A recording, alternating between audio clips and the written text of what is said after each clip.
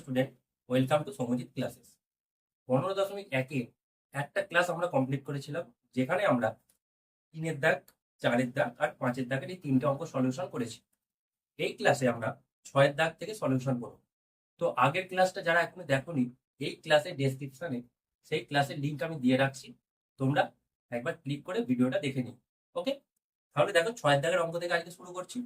6-এর দাগের অঙ্কটা বলছে, আমাদের গ্রামে একটি বর্গাকার জমির প্রতিটি বাহুর দৈর্ঘ্য 300 মিটার। এই বর্গাকার জমির চার ধার একই উচ্চতায় 3 ডেসিমিটার চওড়া একটি দেয়াল দিয়ে ঘিরবে। হিসাব করে দেখি, প্রতি 100 বর্গমিটার জমিতে 5,000 টাকা হিসাবে দেওয়াল দেওয়ার জন্য কত খরচ পড়বে। ক্লিয়ার অঙ্কটা? আবার অঙ্কটা ভালো করে পড়ো, তারপর অঙ্ক সলিউশনটা দেখো। একটা অঙ্ক, একটা বর্গাকার জমি যার প্রতিটি বাহুর দৈর্ঘ্য 300 মিটার। তার মানে এটা একটা বর্গাকার, আমরা যদি জমি ধরে নিই, তার প্রতিটি বাহুর দৈর্ঘ্য হচ্ছে 300 মিটার। ঠিক আছে, ওই বর্গাকার জমির চার ধারে একই উচ্চতায় 3 ডেসিমিটার চওড়া দেয়াল দিয়ে ঘিরবে। অর্থাৎ এইরকম ভেতর দিয়ে একটা 3 ডেসিমিটার চওড়া দেওয়াল দিয়ে ঘিরবে। এটা হচ্ছে সেই দেওয়ালটা। এরকম একটা দেওয়াল দিয়ে ঘিরবে। প্রতি বর্গমিটারে অর্থাৎ 100 বর্গমিটারে 5,000 টাকা হিসেবে দেওয়ালের জন্য কত খরচ পড়বে। দেখো কি করতে হয়, প্রথমে প্রথমে আমরা লিখবো বর্গাকার জমির একটি ধারে দৈর্ঘ্য হচ্ছে 300 মিটার। অর্থাৎ পুরো বর্গাকার জমিটার একটা ধারের দৈর্ঘ্য হচ্ছে 300 মিটার। প্রথমে আমাকে বর্গাকার জমির ক্ষেত্রফল বার করতে হবে। অতএব জমিটির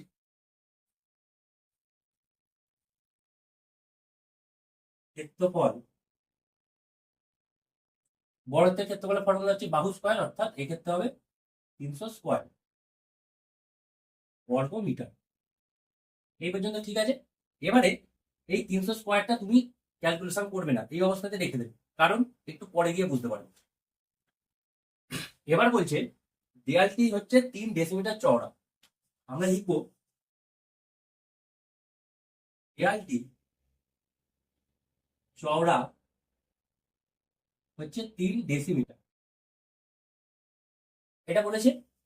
এবার দেখো এখানে ইউনিটটা বলে দিয়েছে মিটারে, অর্থাৎ জমিটির প্রতিটি ধারের দৈর্ঘ্য 300 মিটারে বলে দিয়েছে। তোমাকেও এটা মিটারে ক্যালকুলেশন করতে হবে।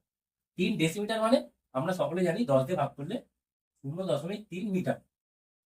ঠিক আছে, তার মানে দেয়াল, এবার ভালো করে লক্ষ্য করো, দেয়াল বাদে বাকি জমির একটি ধারে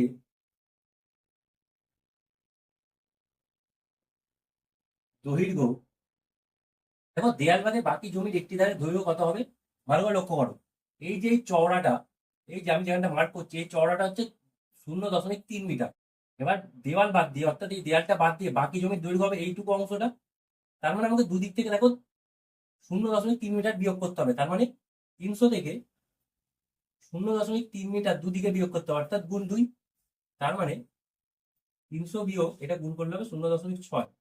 তার মানে হচ্ছে দেখো এটা যদি বিয়োগ করো 299.4 মিটার। অর্থাৎ এই যে ছোট বাহুটা, ভেতরের দিকে ছোট বাহুটার দৈর্ঘ্য আমরা পেলাম 299.4 মিটার। ক্লিয়ার? এবার আমাদের দেয়ালটার ক্ষেত্রফল বার করতে হবে, তবে আমরা কত খরচ করবে সেটা বার করতে হবে। তার মানে আমরা লিখবো অতএব দেয়ালটির ক্ষেত্রফল, অতএব দেয়ালটির ক্ষেত্রফল। ভালো করে লক্ষ্য করো, এখান থেকে দেয়ালের ক্ষেত্রফল কি করে পাবো আমরা, যে পুরো জমিটির ক্ষেত্রফল থেকে, অর্থাৎ পুরো জমিটির ক্ষেত্রফল হচ্ছে 300 স্কোয়ার বর্গমিটার বা 300 স্কোয়ার। সেখান থেকে এই ভেতরের জমিটির ক্ষেত্রফলটা বিয়োগ করে দিলে এই দেয়ালটির ক্ষেত্রফল বা রাস্তার ক্ষেত্রফল, যখন অঙ্কে রাস্তা দেয় সেরকম ভাবে তোমরা বার করি যে পুরো জমিটির ক্ষেত্রফল থেকে ভেতরের জমিটির ক্ষেত্রফলটা বিয়োগ। তার মানে ভেতরের জমির একটা ধারের দৈর্ঘ্য হচ্ছে 299.4, তার ক্ষেত্রফল হবে তার স্কোয়ার। ক্লিয়ার? এত বর্গ মিটার। ঠিক আছে, তার মানে এবার দেখো এটা স্কোয়ার করতে গেলে আমাদের বেশ টাইম লাগবে, আমরা স্কোয়ার না করে A square minus B square formula ফেলবো। তার মানে A plus B into A minus B. Clear? তার মানে এখান থেকে কি পাবো? 300 আর 299 মানে হচ্ছে 599.4 গুণ 300 থেকে 299.4 বিয়োগ করলে 0.6 এত বর্গ মিটার। অর্থাৎ দেয়ালটির ক্ষেত্রফল আমরা পেলাম 599.4 ইন্টু 0.6। এবার এটা গুণ করবো, যে 599.4 কে 6 দিয়ে গুণ করি আগে। 6 4 24 4 হাতে গেলো 2, 6 9 54 আর 2 56, 6 হাতে গেলো 5, 6 9 54, 5 59 9 হাতে থাকে 5, 6 5 30 আর 5 35। দুটো ঘর আগে দশমিক বসে যাবে।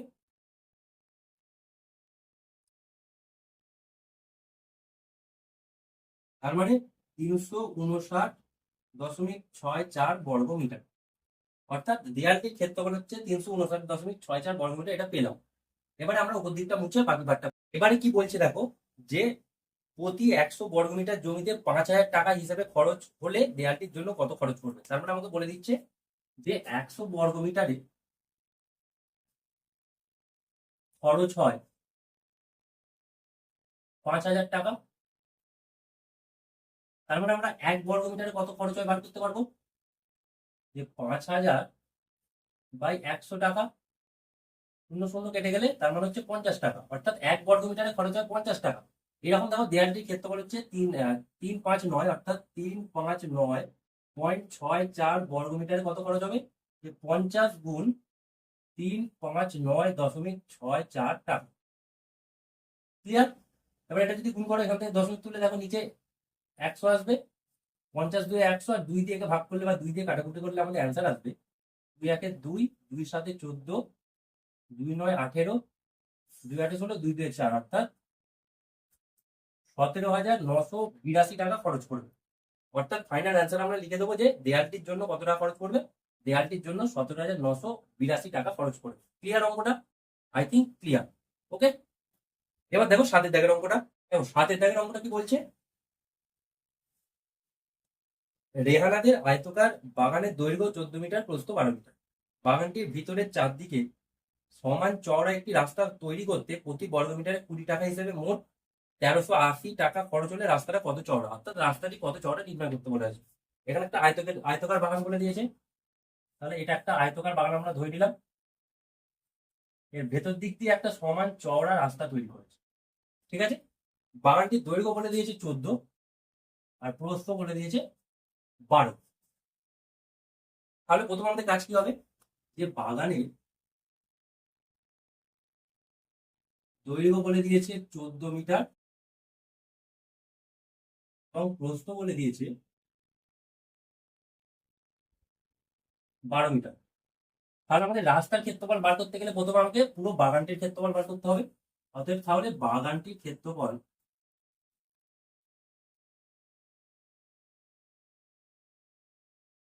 আয়তক্ষেত্রের ক্ষেত্রফলের ফর্মুলা হচ্ছে বাহু, এই দৈর্ঘ্য গুণ প্রস্থ, অর্থাৎ 14 গুণ 12, 14 কে 12 দিয়ে গুণ করলে হবে 168 বর্গ মিটার। অর্থাৎ আমরা যে পুরো বাগানটার ক্ষেত্রফল এখানে পেয়ে গেলাম 168 বর্গ মিটার। এবার বলছে যে রাস্তাটি কত চওড়া বার করতে হবে। আমরা আমাদের সুবিধার্থে এই রাস্তাটা চওড়া ধরে নিলাম এক্স মিটার। তাহলে কি লিখবো, যে ধরি রাস্তাটি এক্স মিটার চওড়া। ঠিক আছে, এবারে তাহলে আমরা প্রথমে কি বার করতে হবে, রাস্তা বাদ দিয়ে বাকি জমির দৈর্ঘ্য। তাহলে আমরা কি লিখবো, রাস্তা বাদে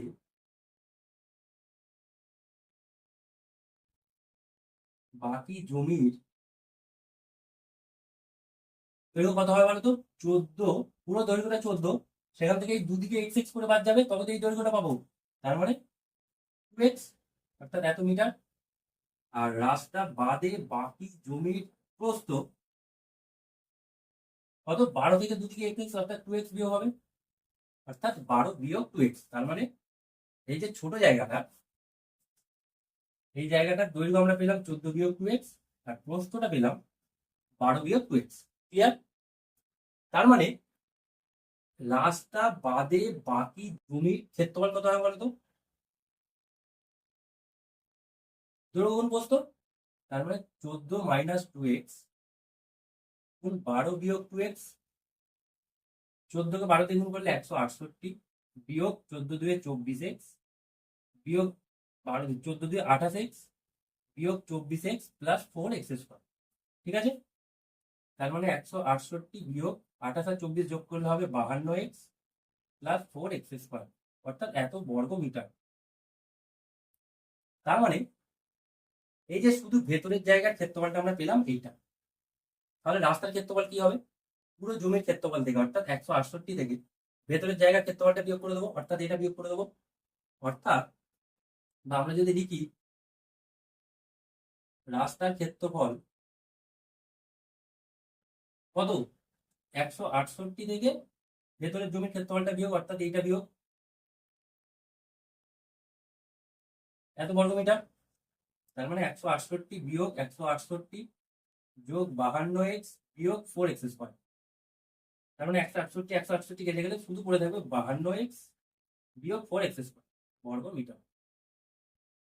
অর্থাৎ আমরা রাস্তাটার ক্ষেত্রফল পেয়ে গেলাম 52x বিয়োগ 4x²। এবার আমরা কেন এটা এলাম, এখানে তোমাকে বলে দিয়েছে দেখো, প্রতি বর্গ মিটারে 20 টাকা হিসেবে মোট 1380 টাকা খরচ হয়। তার মানে এখান থেকে আমরা শর্ট টার্মে লিখতে পারি যে রাস্তার ক্ষেত্রফল আমরা পেলাম 52x মাইনাস 4x² সমান, এটা ভালো করে লক্ষ্য করো লাইনটা, 1 বর্গ মিটারে 20 টাকা হিসেবে 1380 টাকা খরচ হয়। তার মানে 1380-কে যদি 20 দিয়ে আমরা ভাগ করে দিই, সেটাই হবে রাস্তার ক্ষেত্রফল। অর্থাৎ রাস্তার ক্ষেত্রফলটা হয়ে যাবে 1380/20। ক্লিয়ার এই পর্যন্ত? এবার দেখ, 0 0 কাটলো, 2 দিয়ে 2 6 18, ওই 2 6 12, 2 9 18। তার মানে আমরা কি পেলাম, 52x মাইনাস 4x² সমান 69। ঠিক আছে, এবার ভালো করে লক্ষ্য করো, আমরা যদি সব ওদিকে নিয়ে চলে যাই, হয়ে যাবে 4x², এইটা হয়ে যাবে 52x মাইনাস 52x, আর ওইটা হচ্ছে প্লাস 69 ইকুয়ালস টু 0। এবার তোমরা বুঝতেই পারছো এটা আমরা মিডিল টার্ম ফ্যাক্টর করতে হবে। এবার আমরা মিডিল টার্ম ফ্যাক্টর করবো। দেখো 69কে আমরা যদি ভাঙি, দাঁড়া একটু মুছে নিই আগে।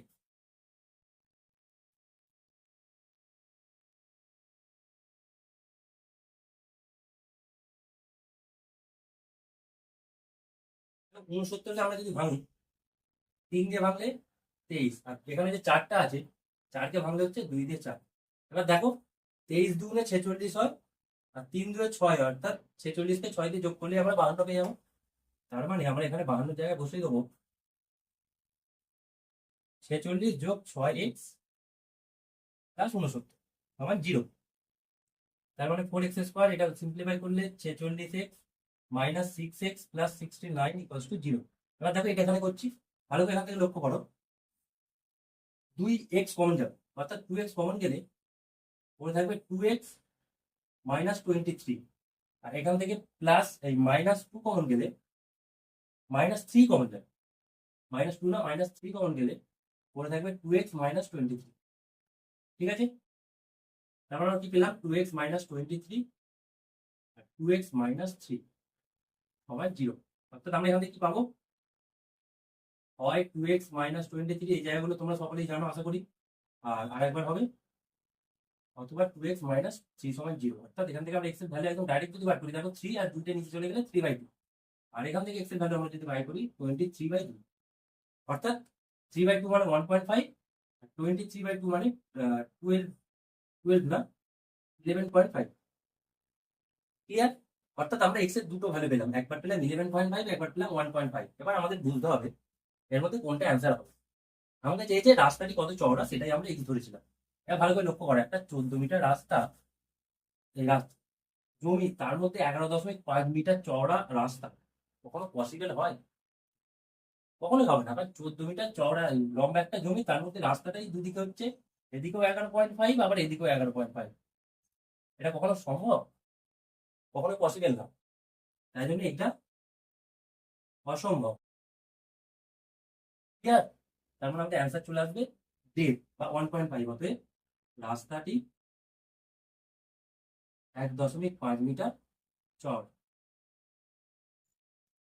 ঠিক আছে, বোঝা গেল অঙ্কটা? আশা করি বোঝা গেল। নেক্সট আবার আমরা করবো 8-এর দাগের অঙ্ক। 8-এর দাগের অঙ্কে বলছে 1200 বর্গ সেন্টিমিটার ক্ষেত্রফল বিশিষ্ট একটি আয়তাকার জমি, যার দৈর্ঘ্য 40 সেন্টিমিটার এবং তার কর্ণের ওপর অঙ্কিত বর্গক্ষেত্রের ক্ষেত্রফল নির্ণয় করতে বলা হয়েছে। তার মানে কি, আমাদের একটা আয়তাকার জমি বলে দিয়েছে,